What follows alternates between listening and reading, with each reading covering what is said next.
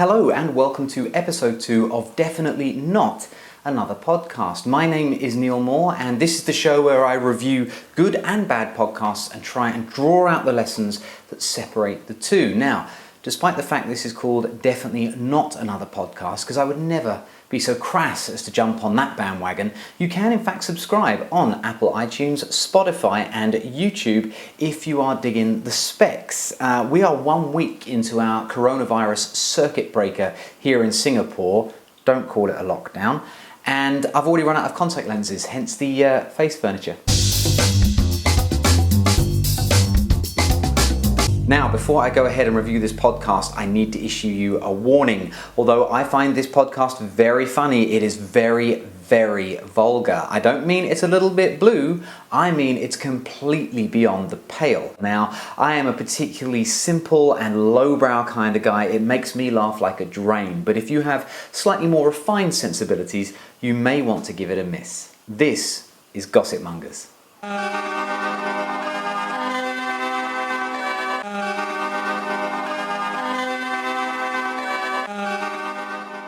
Hello. This is a podcast about gossip, dirty laundry, chitter-chatter, and backfence prittle-prattle. In each episode, Joe Wilkinson, David Earl, and Poppy the Postwoman invite you lot, the lovely listeners, to send in any juicy gossip you might have heard over the years. At the end of each episode they will choose their favorite bit of gossip and help spread it around the world. So, without further ado, welcome to Glowing Meteors, no, Gloria Gaynor's mouth, no, glue-sniffing millipedes, no, Gossipmongers, yes, Gossipmongers, yes, yes, that's it, Gossipmongers, welcome.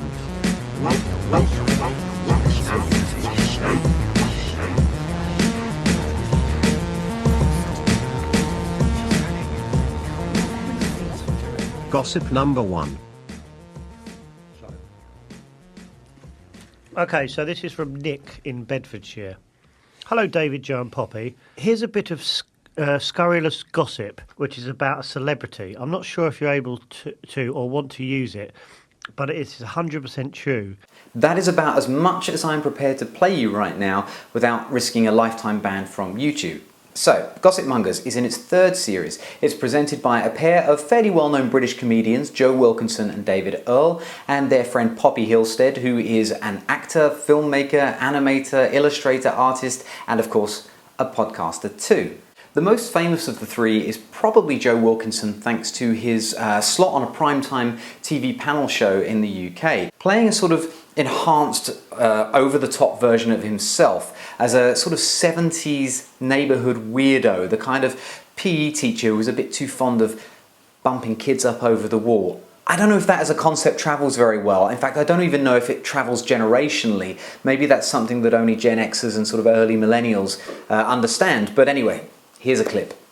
My poem's about something very important to me. It's about how come it's okay to name you Willie, but it's not okay to name the fella's Willie next to you at the urinals.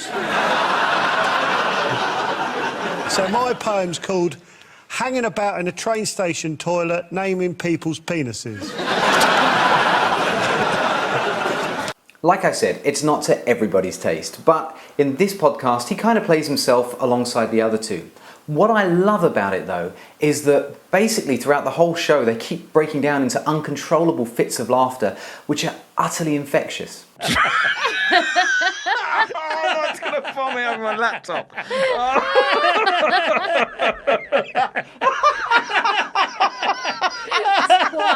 Imagine that. Now, there is nothing worse than a comedian laughing at their own jokes. It comes across as smug and self-satisfied and frankly unappealing. The unusual thing about this show is that despite being hosted by 2 comedians and an actor, they don't tell any of their own jokes. They don't do skits or sketches, they don't go through any routines. In fact, all of the content is sent in by Joe Public. So what makes it so funny?